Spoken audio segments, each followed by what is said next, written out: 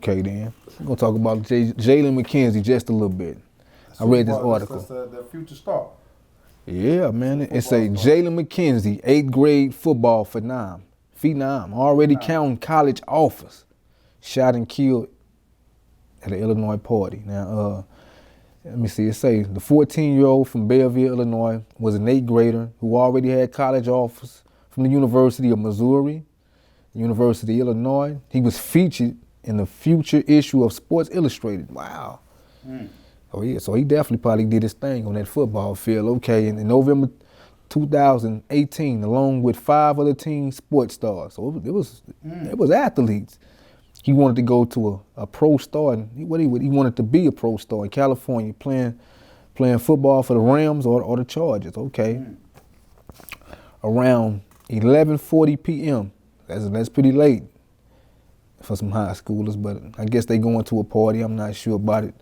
Saturday night, Illinois State Police said in a release, numerous law enforcement agencies responded to reports of disturbance and shots fired at a large party in Venice. So this happened in Venice. You know where Venice at?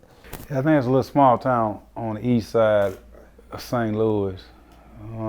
Yeah, like I think it's over there by Brooklyn and all that. I think so. But I think right outside of Granite City, if I'm not mistaken. Right next to Granite City. So man, hold on. The strip clubs in Brooklyn, not Venice. Nah, Brooklyn on Brooklyn. There's Lovejoy right there. You got Venice, true. Madison. Right.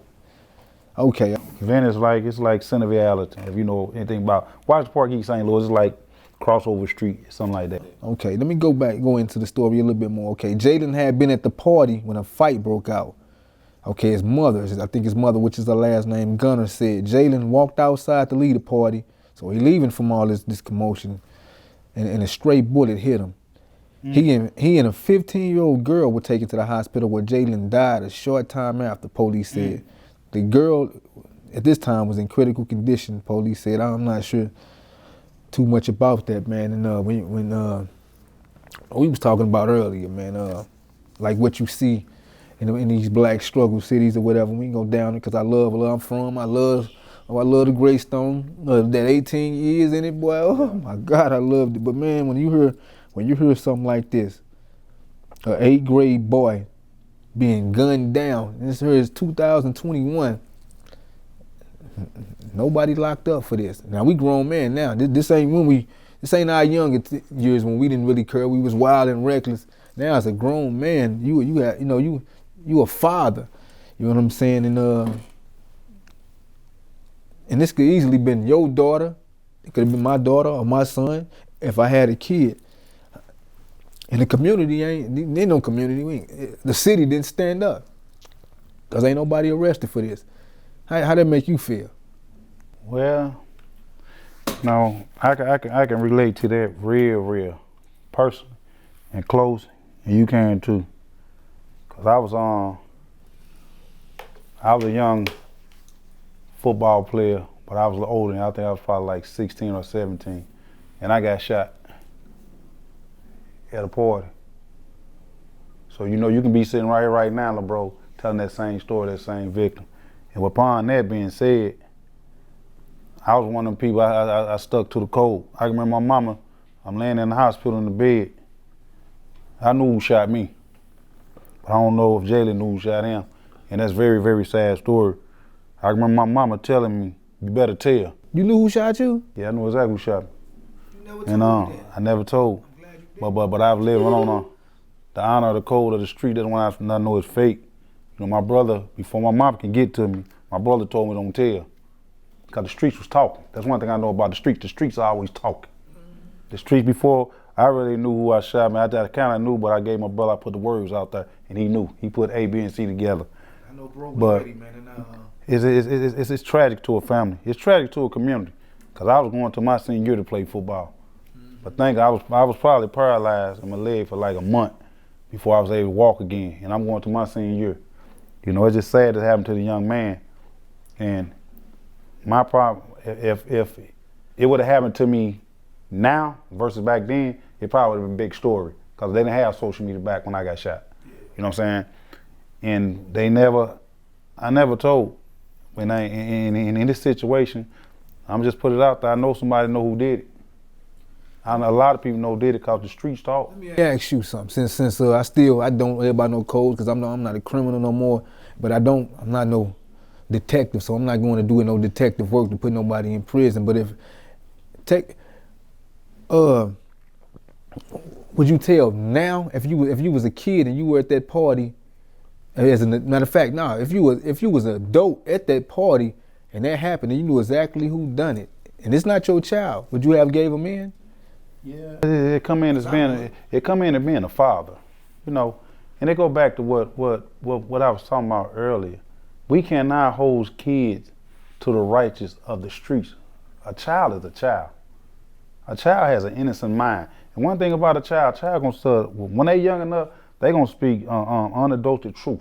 They gonna tell exactly what they see. A child can remember quicker than we can. See, you know. How they try to do it, or they have a red or blue jacket on. The baby gonna say a red jacket, but then you come back 2 hours later, like didn't have a blue jacket on. A child gonna go what was telling it to them, but they know exactly what they saw. Mm-hmm. But in that instant with that young man, I'm quite sure everybody knew it was. I mean, it is what it is. Me, being who I am, I'm not in the streets. I'm a 50-year-old man. I don't believe in no loyalty. I don't play no loyalty to nothing. I play loyalty to righteousness. I done lived so wrong in my life. I broke the law just waking up and going to sleep. But now I live right. It's about being right. That's what's the destruction of the black community. We lost an innocent young man behind probably some BS. Every time I got shot behind some BS. I got shot behind some stuff that happened 2 or 3 days later, 2 or 3 days early on the street. And the crazy thing is, one of my friends shot me. And I remember my mama sitting on the side of that bed telling me to tell. And my brother had already told me don't tell. But I swore my oath to the street, I ain't gonna tell. Well, I'm glad you did, because now I just know that. First time I've known who done it, man. I hate to ride on one of your friends, but that's what it would have been. But it's over now. So I'm finna tell you on the inside of that, Stice. On the back end of that, if I would have told, and I'm not gonna say, but the people who end up shooting me, if I would have told, I probably could have prevented a murder, because after they shot me, they ended up wanting to kill somebody else later on. But you know, I was sworn to that street code. And I'm gonna tell you to this day, it bothers me to this day, because somebody probably died senseless and I could have stopped that. You know, so me, I'm an individual thinker. Everybody won't think in the crowd, everybody won't worry about what other people think about. You can't. Right is right, wrong is wrong. You gotta have a reason to die. When you're a man, have a reason to die. Oh, yes, sir. Have a reason to die. We got too many people out here, you know what I'm saying? You got people out here dressing up to go to a funeral like they at a club just to be seen. You go to a funeral, pay your respects. You know what I'm saying? When you see wrong, you call wrong out. If you see me doing wrong, call it out. That's why our community is a crash. Black communities are a crash course. We ain't got one. We got cities, neighborhoods. We got cities. But I'm just saying, with the instinct with that young man, when I heard the story and seen the story, it blew my heart. It brought back my own feelings in my own life. But you know, I lived that code. I believed in that code, and I was sworn to that code. I swore myself to the code. My mom was begging me, crying, you tell who shot you, and I wouldn't tell.